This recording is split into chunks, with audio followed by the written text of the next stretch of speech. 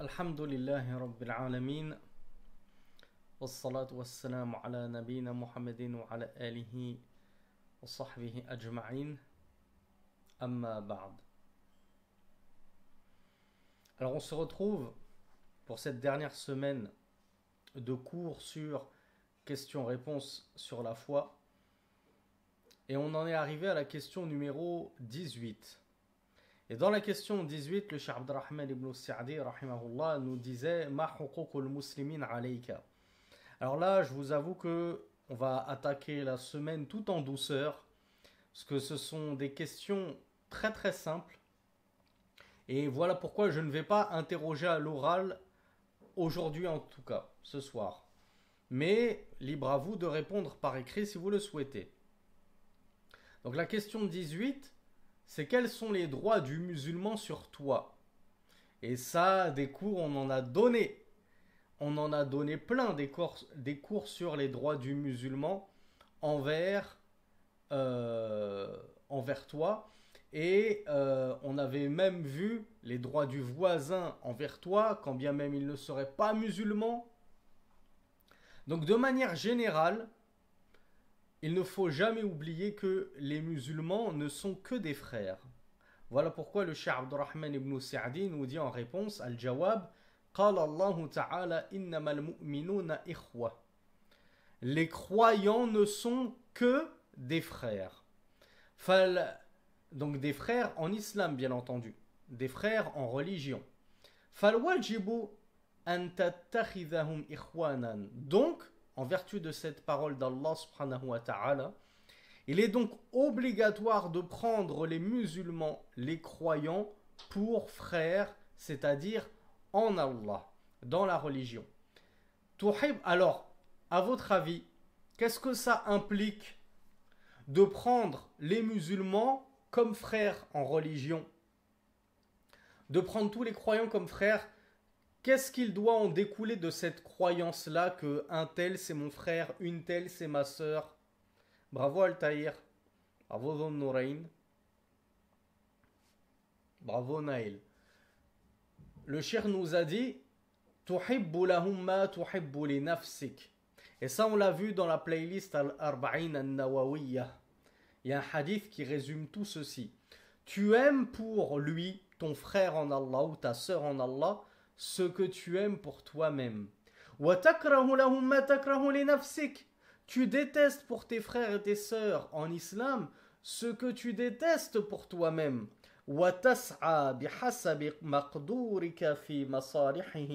Et tu vas essayer d'accourir autant que faire se peut à leur être profitable et bénéfique. Et essayer de semer la concorde entre eux. S'il y a un groupe de musulmans qui s'est querellé, ne serait-ce que deux frères, deux sœurs qui se sont querellés, essaye d'apporter la concorde, c'est-à-dire la bonne entente, de les rabibocher.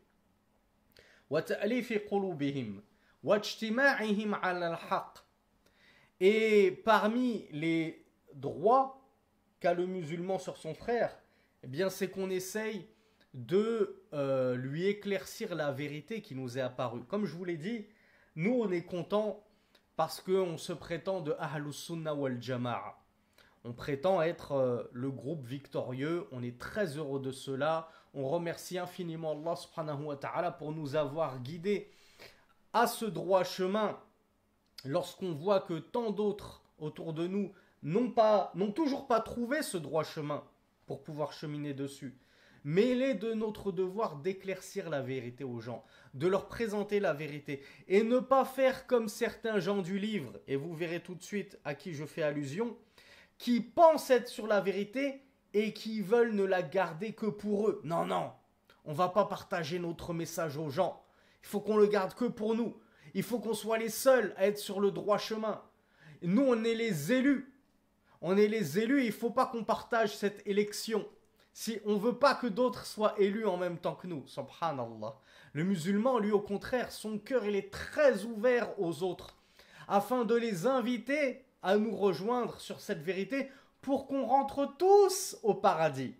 On ira tous au paradis tant qu'on est musulman croyant. À ce titre, le prophète sallallahu alayhi wa sallam avait dit al-muslimu akhul muslim. Le musulman est le frère du musulman. Donc, qu'est-ce que ça implique? Rasulullah nous dit la yadhlimuhu.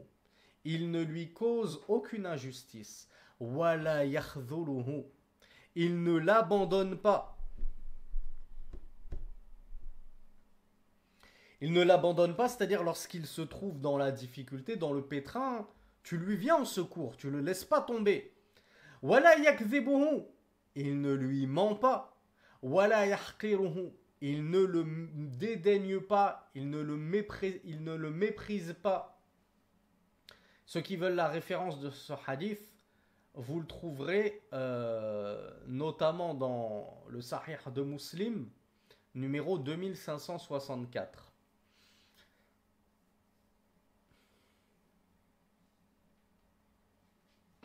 Et comme je vous l'ai dit, vous le retrouverez, c'est le hadith numéro 36 des Arba'in al-Nawawiyya. وَتَقُومُ بِحَقِّ مَنْ لَهُ حَقٌّ خَاصٌ. Et parmi les droits du musulman, sur le musulman, il y a le fait que tu t'acquittes de certains droits plus spécifiques. Là, on a vu des droits généraux. Voilà, parmi les droits généraux, convient que je veuille pour lui tout le bien que je me veux pour moi-même, que je ne lui souhaite aucun mal, que je ne vais pas donc l'arnaquer, tricher, lui mentir, le voler, etc. Mais il y a certains musulmans qui ont des droits tout particuliers vis-à-vis de toi. Qui sont-ils?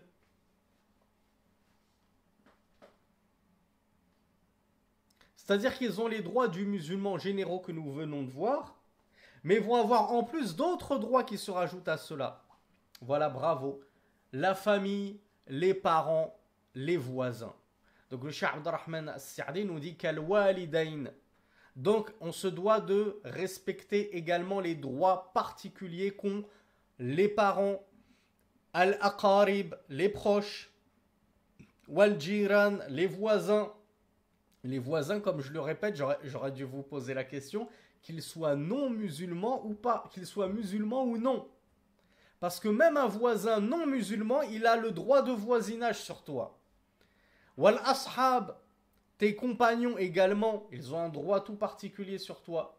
Wal mu'amalin, et ceux qui vont avoir des transactions, ceux qui vont faire des transactions avec toi. Le Cheikh Abdurrazaq al-Badr, hafizahullah, de commenter wa yatalakhasu anna al-ukhuwa al-imaniya laha janibani. On pourrait résumer la fraternité islamique en 2 points. Janibun fi'ali. Le premier point, ça va être le point des actes, le point des actions, ce que tu dois faire. Wa janibun tarki. Et le deuxième point, c'est le deuxième point des non-actions, c'est-à-dire ce que tu ne dois pas faire, ce que tu dois plutôt délaisser. Alors, al-janibul amali, al-janibul fi'ali, le premier point, celui des actions que tu te dois de faire vis-à-vis des musulmans, c'est as-sa'i fi masalihihim wa islahi dhati baynihim wa ta'lifi qulubihim wa ijtima'ihim 'ala al-haqq. Donc, Cheikh Abdurrazaq al-Badr nous dit, ce que tu dois t'efforcer de faire, c'est d'accourir à être bénéfique envers tes frères et sœurs musulmans, rétablir la concorde entre eux, apaiser les tensions, les réunir sur la vérité. Quant au deuxième versant, au deuxième point qui est le point de délaisser, qu'est-ce que je dois délaisser à votre avis? C'est assez simple.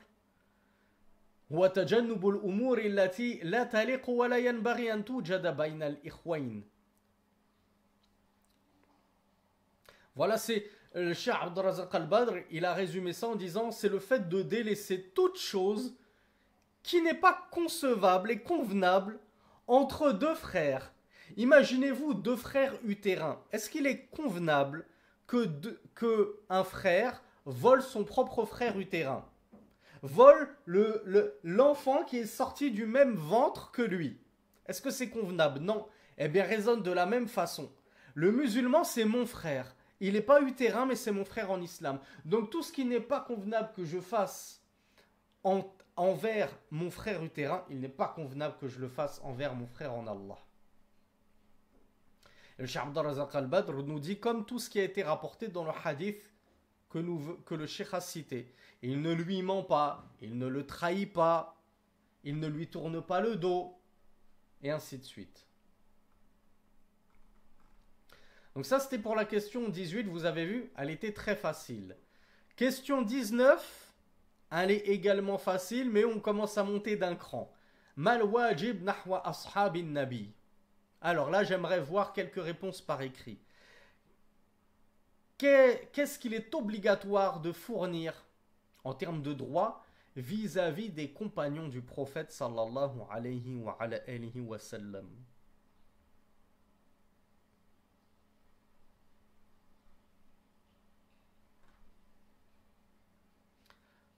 Alors, Papis nous dit de les défendre, bravo. Imran nous dit de ne pas les détester, effectivement. Contrairement aux Rawafid, contrairement aux chiites. Alors, Mahdi nous dit défendre leur honneur, effectivement. Alors, bravo Al-Tahir. Al-Tahir nous dit ne pas évoquer les situations complexes comme les fitna, les fitan. Alors, Ismail nous dit les aimer en Allah, les suivre, c'est-à-dire suivre leur voie, hein. Dhon-Nouraï nous dit les défendre, reconnaître leurs mérites, les suivre. Les Amarés nous dit faire leur promotion. Papis nous dit de croire à tous leurs mérites. Ibn Rahmani nous dit interdit de chercher leurs défauts. Et Abdul Wahid nous dit c'est d'avoir de l'amour et de reconnaître leurs mérites. Alors vous m'avez tous apporté tout, quasiment, je crois qu'on n'en a oublié aucune. Allahumma barik, bravo à vous. Vous m'avez quasiment apporté tout ce qu'a dit le Cheikh Ibn Sa'di à leur sujet, à ce sujet en tout cas de cette question 19. Il a dit, la réponse c'est que min tamamil iman bi rasulillah wa mahabbatihi mahabbatu ashabihi bihasabi maratibihim min al-fadli was-sabq. Alors là c'est une chose très belle par laquelle il a introduit son discours et sa réponse. Il nous dit fait partie de la foi complète de la foi complète en le messager d'Allah sallallahu alayhi wa sallam, de l'aimer lui bien sûr et d'aimer ses compagnons en fonction de leur rang, de leur mérite. Donc le shir ici il nous explique que il fait partie de la foi en le messager d'Allah et de l'amour véritable du messager d'Allah que d'aimer ses compagnons. Moi, je vais vous donner un exemple tout bête. Imaginons que vous êtes marié. Toi, mon frère, si quelqu'un insulte ta femme et dit ta femme, je la déteste, etc., elle est comme ci, elle est comme ça, est-ce que tu considérerais que cette personne, elle t'aime réellement? Tu te dirais, subhanallah, comment tu peux m'aimer et prétendre me vouloir du bien, me respecter, si en même temps tu parles comme ça de ma femme? Moi, j'accepte pas qu'on parle de mon épouse ainsi. Et pareil pour nos sœurs. Imagine-toi, Ourti, tu es marié, ton mari il est digne, et tu as une sœur qui ne fait que médire sur ton mari, elle le calomnie, elle dit du mal de lui. Puis elle te dit, mais toi tu sais, hein, je t'aime beaucoup, hein, j'ai rien contre toi, c'est juste ton mari. Est-ce que cette personne-là, tu estimerais qu'elle t'a vraiment aimé comme elle le prétend? Tu te dirais, mais tu peux pas m'aimer si tu dis autant de mal de mon mari, c'est pas possible. Si tu m'aimes, tu dois respecter mon mari. Au moins, abstiens-toi de dire du mal. Tu penses que tu veux en ton fort intérieur, mais ne l'exprime pas. Parce que moi, ça me peine. Quand tu parles en mal de mon mari, ça me peine. Et faites le rapprochement similaire avec vos parents, avec vos enfants. Quand vous aimez profondément quelqu'un, il vous peine d'entendre d'autres personnes parler en mal de vos aimés. Eh bien, c'est pareil pour Rasulullah sallallahu alayhi wa sallam. Il a aimé profondément ses compagnons qui l'ont soutenu dès la première heure, qui ont risqué leur vie à chaque bataille pour la cause du messager d'Allah, sallallahu alayhi wa sallam. Ces compagnons qui se sont mis leur famille à dos pour la cause de l'islam. Ces compagnons qui ont tout abandonné pour suivre le messager d'Allah, sallallahu alayhi wa sallam. Puis toi, tu prétends aimer le prophète, sallallahu alayhi wa sallam, tout en venant médire sur ses compagnons, les calomnier, voire comme le font les chiites, les traiter d'apostats, les faire sortir de l'islam, wal'ayadhu billah. Donc voilà pourquoi le Cheikh Ibn Sa'di nous dit dès le début, et il nous remet les pendules à l'heure, il fait partie de la perfection de la foi en le messager d'Allah, sallallahu alayhi wa sallam, et de son amour, que d'aimer ses compagnons en fonction de leur niveau et de leur précocité à l'adhésion à l'islam. Parce que, effectivement, nous aimons de manière générale tous les compagnons, mais nous savons qu'il y en a qui sont meilleurs que d'autres. Et on peut avoir nos préférences. Tout comme on sait qu'il y a des prophètes qui sont meilleurs que d'autres. وَلِاعْتِرَافُ بِفَضَائِلِهِمْ الَّتِي فَاقُوا فِيهَا جَمِيعَ الْأُمَّةِ. Et on doit reconnaître leurs mérites par lesquels ils ont devancé toute la Ummah. Alors, est-ce que cette expression, elle est juste de Cheikh Abdurrahman ibn Sa'di lorsqu'il a prétendu que les compagnons, ils ont devancé en mérite toute la Ummah, toute la communauté de l'islam?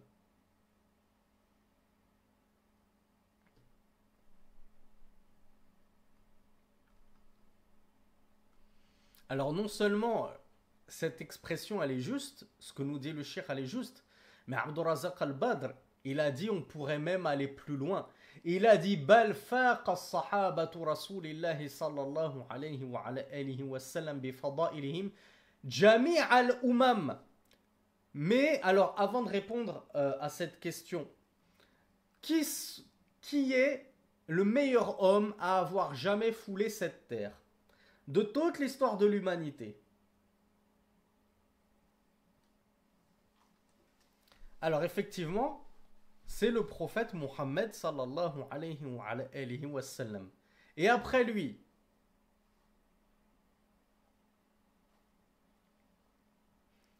Ibrahim, Khalilullah, le très aimé d'Allah. Et après lui, alors après lui on a vu qu'il y a une divergence entre les savants comme nous l'a appris le cheikh Salih as-Sindi hafizahullah. Donc soit on dit que c'est Moïse, soit on s'arrête et on dit après lui ce sont Ulul Azm, d'accord, les 5 doués de résolution parmi les messagers. Et après eux, après les 5 Ulul Azm,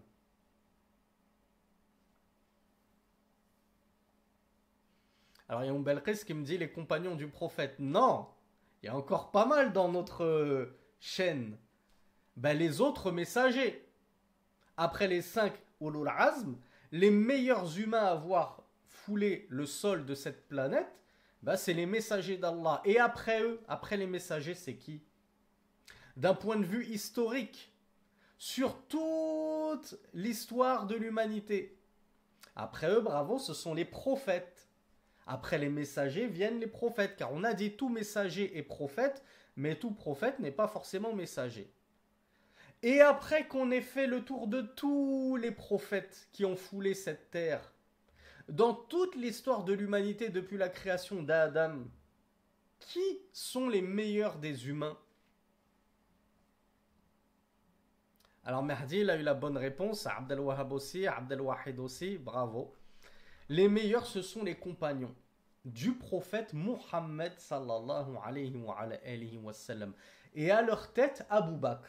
C'est-à-dire qu'après avoir écumé la hiérarchie de tous les messagers puis de tous les prophètes, après eux, le meilleur humain non prophète, à qui il n'a pas été révélé de révélation, qui a foulé cette terre, c'est pas un humain qui aurait vécu au tout premier temps de la création, parmi les enfants d'Adam par exemple, ou parmi les disciples de Moïse, ou parmi les disciples de Ibrahim, ou parmi les disciples de Jésus, et ainsi de suite. Non, le meilleur humain en dehors de tous les prophètes, c'est Abu Bakr.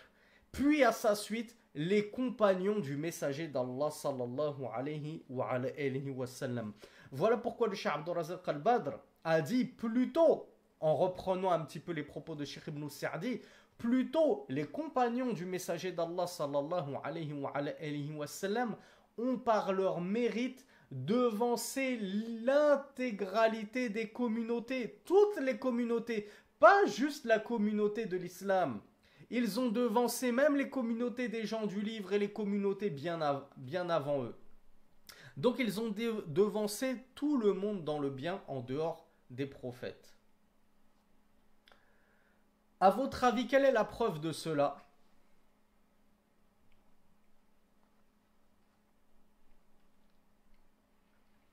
La preuve de cela, regardez, on va la faire en deux temps.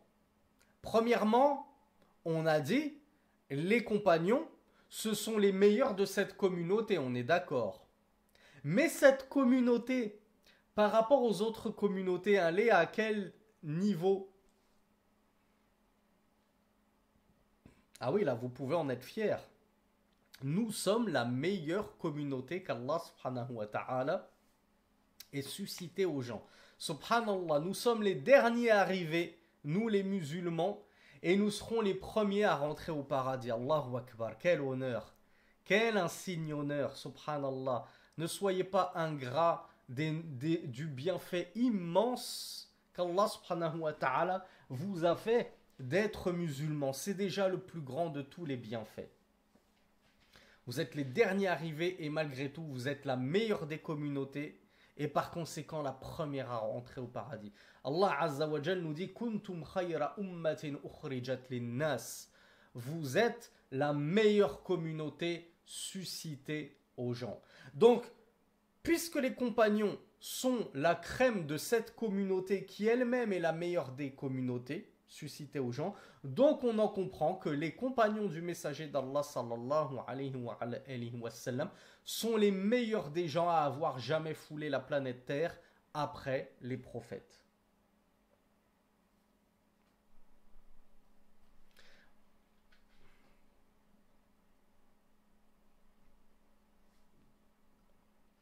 D'ailleurs, on trouve dans un hadith rapporté par At-Tirmidhi, rahimahullah, numéro 3666, où le prophète sallallahu alayhi wa sallam a dit Abu Bakr wa Umar sayyidakuhu li ahli al-jannah min al-awwalin wal-akhirin illa an-nabiyyin wal-mursalin. Donc là, on voit que parmi les compagnons, on sait qu'il y en a deux qui ont devancé tout le monde, et les deux meilleurs parmi les compagnons, c'est Abu Bakr et Omar.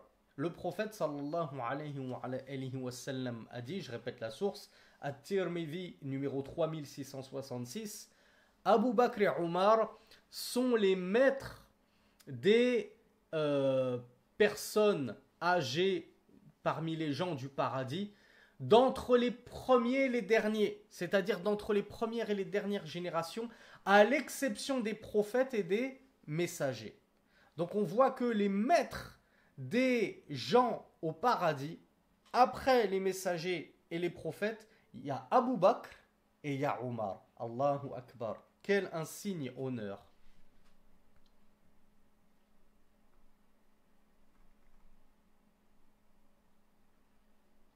Donc le cheikh Ibn Sa'di poursuit et nous dit وَأَنْ تَدِينَ اللَّهَ بِحُبِّهِمْ وَبِنَشْرِ فَضَائِلِهِمْ. Tu dois adorer Allah subhanahu wa ta'ala par leur amour. Fait partie de l'adoration d'Allah subhanahu wa ta'ala d'aimer les compagnons qu'il a choisis, les apôtres et l'entourage qu'il a choisi pour le sceau de la prophétie. Ne l'oubliez jamais, Allah subhanahu wa ta'ala s'est engagé à préserver cette religion. Puisqu'il n'y aura plus de prophètes après pour venir remettre les pendules à l'heure pour tout ce qu'on aurait modifié de notre livre, modifié de la sunna de notre envoyé. Donc du coup, Allah Azza wa Jal, il s'est engagé à nous préserver le Coran, et c'est pas pour rien que depuis plus de 1400 ans, il est inviolable, immodifiable, inaltérable. De la même façon que Allah Azza wa Jal, il a même préservé la sunna du messager d'Allah sallallahu alayhi wa sallam par ses compagnons, puis leurs suiveurs, puis les suiveurs de leurs suiveurs, et ainsi de suite, avec cette chaîne de transmission dont nous sommes les fiers détenteurs, les seuls détenteurs. Il n'y a pas de chaîne de transmission chez les gens du livre. Et c'est pour ça que leur livre a subi tant d'altérations, entre autres. Nous, on a cette chaîne de transmission. Lorsque quelqu'un vient nous apporter une nouveauté dans la religion qu'on ne connaît pas, on leur dit « Summu rijalakum » nommez vos hommes, qu'on voit d'où tu tires cette parole-là. Et par cette chaîne de transmission, Allah subhanahu wa ta'ala a également sauvegardé la sunna. Donc, en sauvegardant le Coran et la sunna, Allah azza wa jal a préservé notre religion. Voilà pourquoi le prophète sallallahu alayhi wa sallam avait dit, comme dans un hadith qu'on a vu, il me semble, dans cette série de cours, il ne cessera d'y avoir dans ma communauté un groupe, ou plutôt il ne cessera d'y avoir un groupe de ma communauté, zahirina ala al-haq, triomphant et bien apparent sur la vérité. La yadurruhum man khadalahum. Ne les nuiront en aucune façon ceux qui les abandonneront.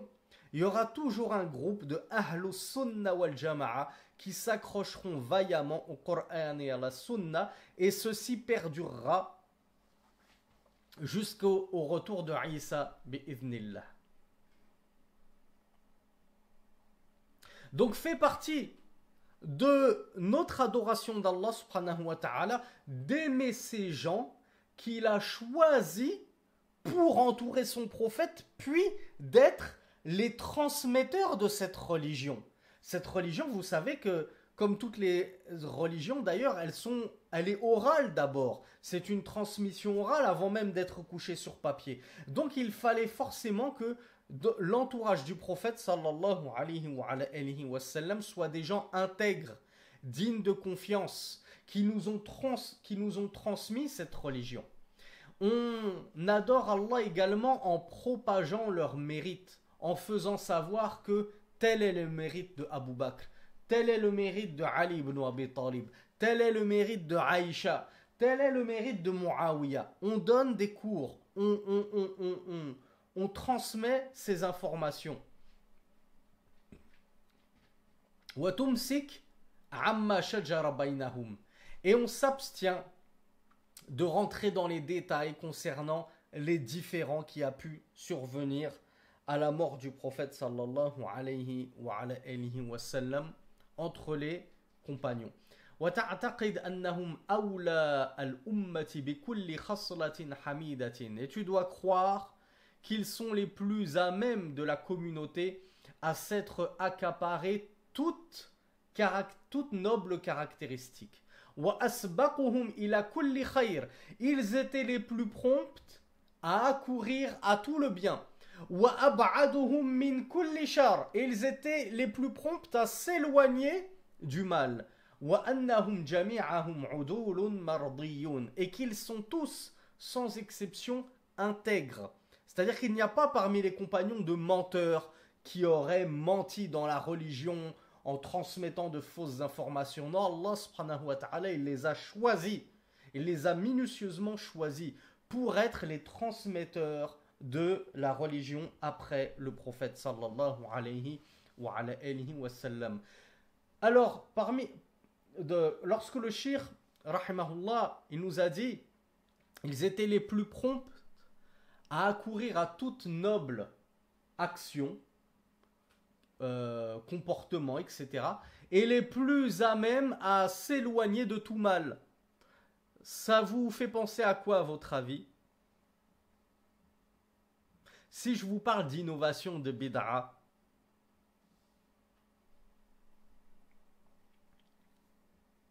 qu'est-ce qu'on dit toujours aux mubtadi'a?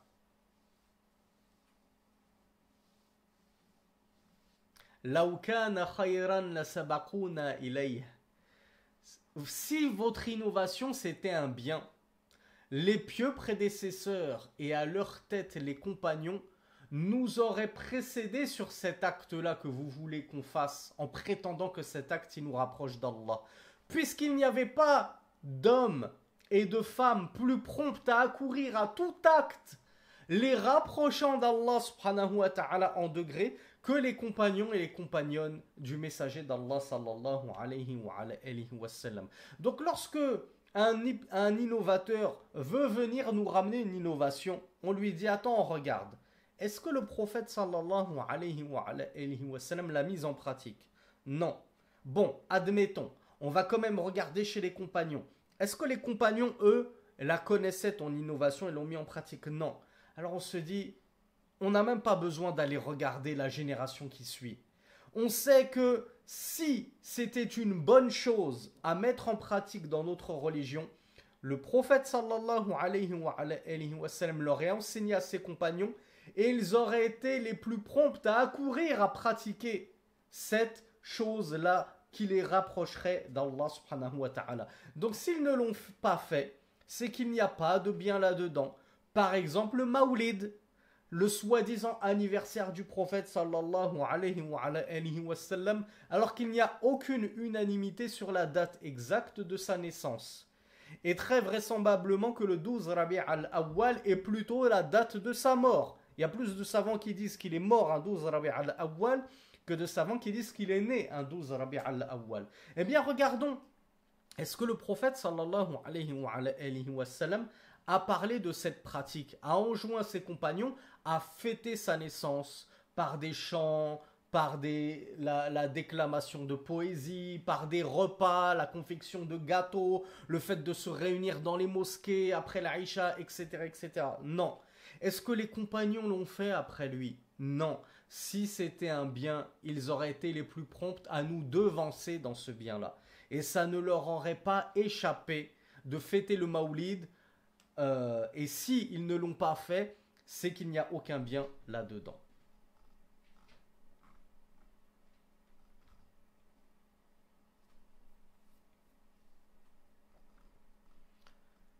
Question numéro 20. Elle est facile aussi, mais encore une fois, on monte un petit peu d'un degré. Ma qawlukum fil imam. Quelle est votre parole sur l'imam? Et à votre avis, quand on parle d'imama dans la aqida, de quoi est-ce qu'on parle? Bravo Al-Tahir, bravo Abdel Wahhab. On ne parle pas de l'imam de la prière, hein? On n'est pas dans un cours de fiqh là. On est dans un cours sur la foi. Donc l'imam, c'est le chef des musulmans. En gros, c'est le calife, c'est le détenteur de l'autorité.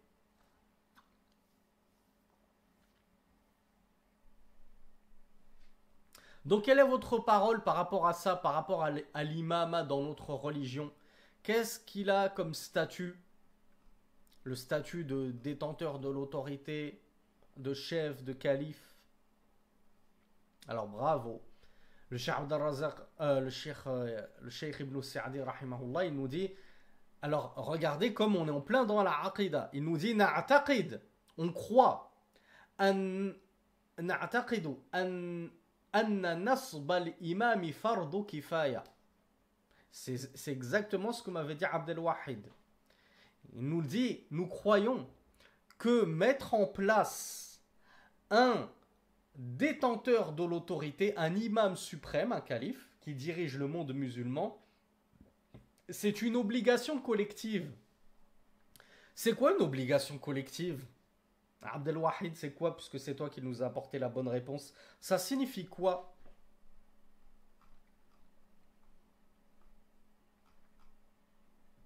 Est-ce que ça signifie qu'il faut qu'on fasse des élections présidentielles pour qu'on élise tous notre président qui va nous gouverner?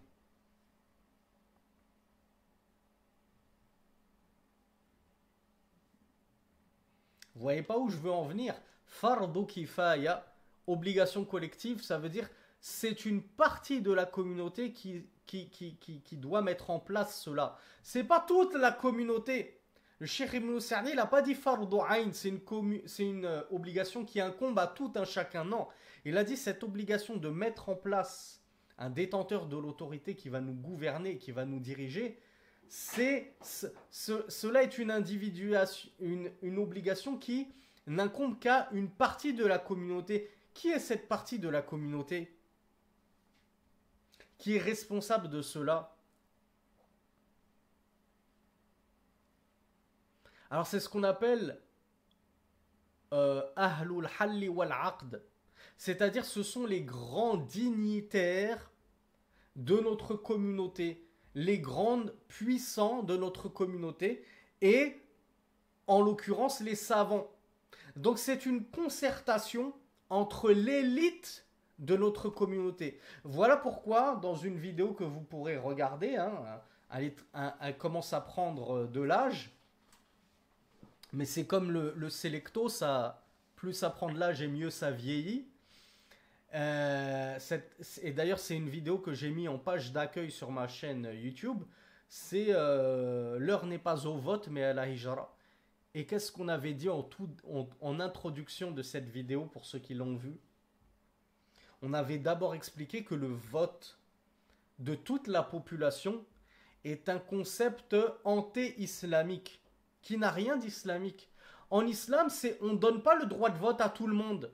Les hommes et les femmes, les petits et les grands, les insensés et les bac plus 12. Non, non, c'est juste la crème de la crème qui vote. Donc c'est même pas une question de misogynie, les femmes elles n'ont pas leur mot à dire. Même moi j'aurais pas mon mot à dire.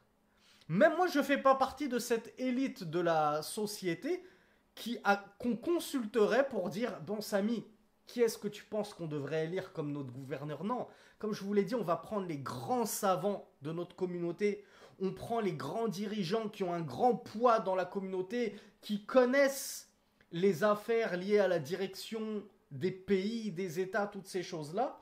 Et ensuite, on fait ce qu'on appelle une shura, une concertation, et on va dire, nous avons élu tel pour gouverneur. Et c'est comme ça qu'on avait fait pour Abou Bakr.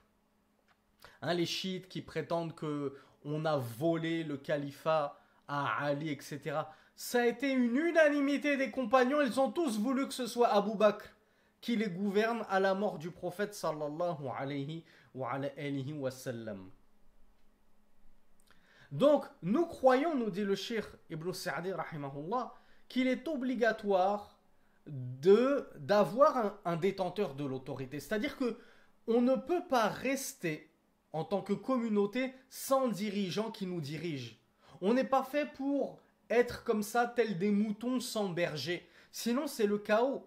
Chacun fait ce qu'il veut et ça devient un pays sans foi ni loi, un état de non-droit et ainsi de suite. Donc, on doit absolument avoir quelqu'un qui recadre le peuple, et qui dirige d'une main ferme ce peuple.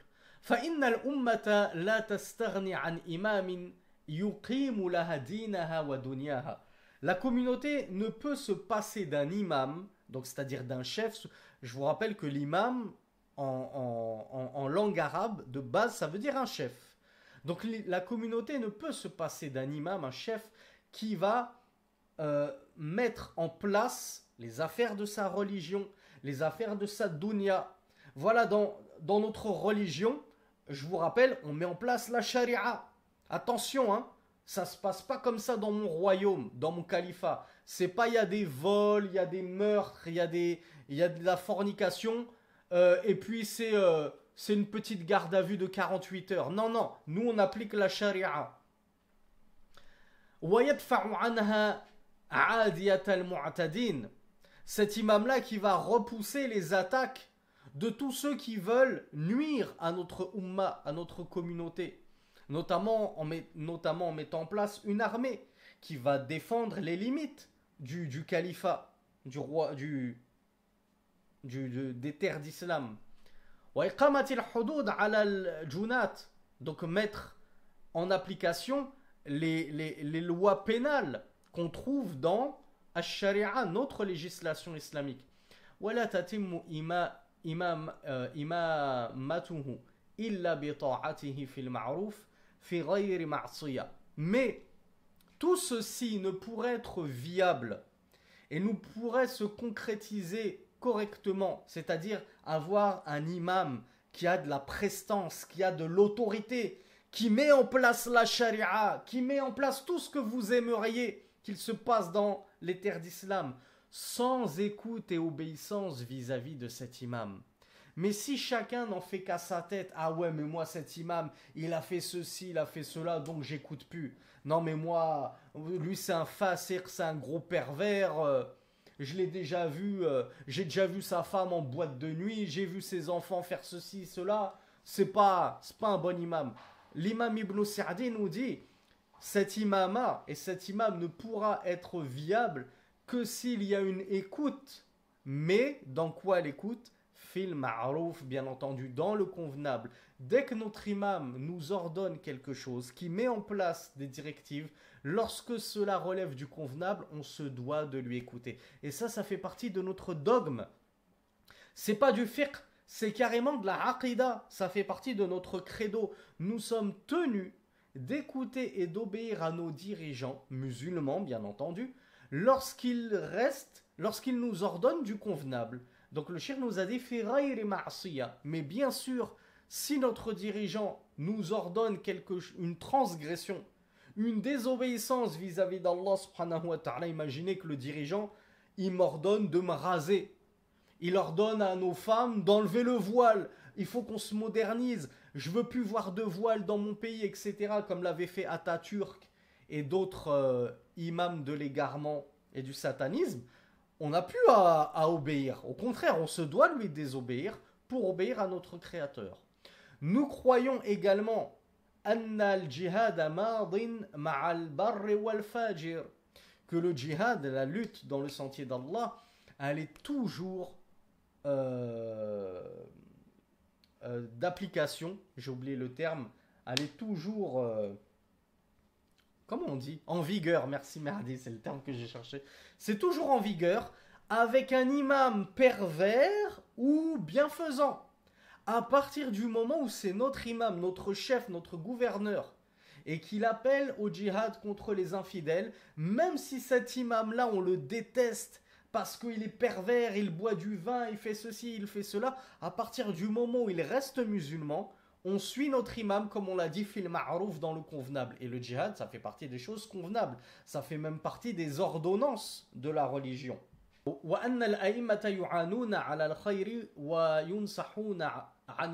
enfin, le Cheikh Abdurrahman ibn Sa'di nous dit, et nous croyons que les imams, donc les détenteurs de l'autorité, les gouverneurs, et bien sûr leurs suppléants, lorsque tu as un calife, vous, vous doutez bien que le calife, lorsque le monde islamique il devient de plus en plus grand, il ne peut pas tout diriger tout seul. Donc forcément, il va mettre des émirs, des délégués, des suppléants qui vont le représenter dans les différentes parties du royaume. Ces délégués, ces suppléants, ces émirs, on leur doit la même obéissance qu'on doit à notre gouverneur, puisque leur obéir, c'est comme obéir au gouverneur. D'ailleurs, le prophète sallallahu alayhi wa sallam avait dit « Quiconque obéit à mon émir m'a certes obéi, et quiconque m'a obéi a certes obéi à Allah.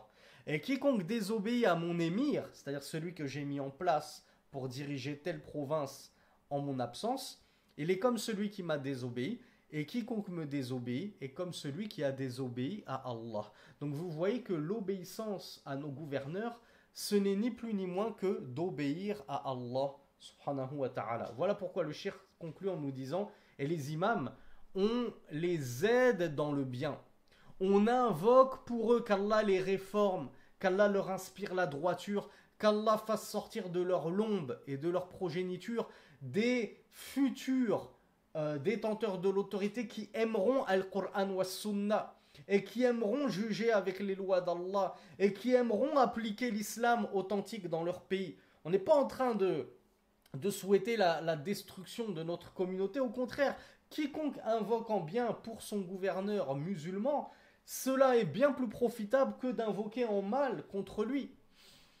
Et concernant le mal qu'ils font, qu'est-ce que nous dit le cheikh Abdurrahman ibn Sa'di? Et on les conseille concernant le mal. Si tu vois ton gouverneur faire du mal, le détenteur de l'autorité, le suppléant, l'émir, etc., conseille-le, va le voir et conseille-le. Donc on les conseille concernant le mal et on les aide concernant le bien.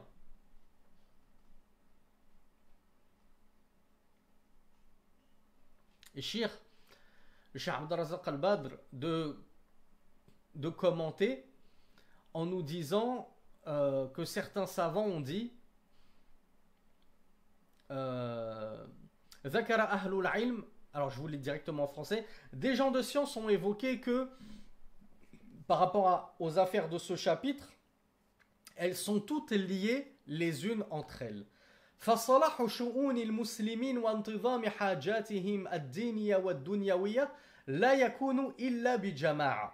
Donc la réforme des affaires des musulmans, qu'elles soient mondaines ou spirituelles en termes de religion, ne pourra se concrétiser qu'avec une jama'a, avec une communauté des musulmans. Parce que si nous ne vivons pas en communauté et que c'est chacun pour sa pomme, chacun de son côté, on ne pourra jamais aboutir à la réforme dans notre dunya et notre akhira, à une réforme saine de nos affaires aussi bien mondaines que religieuses. Or, la takunul jama'atu illa bi imam. Or, il ne peut y avoir de jama'a, de groupe, si ce n'est avec un imam. Qu'est-ce qu'un groupe qui n'est pas dirigé par un homme que tout le groupe, à qui tout le groupe obéit? Ben, s'il n'y a pas d'imam, le groupe, encore une fois, il va être scindé, morcelé, chacun va vouloir prendre le contrôle, diriger, etc.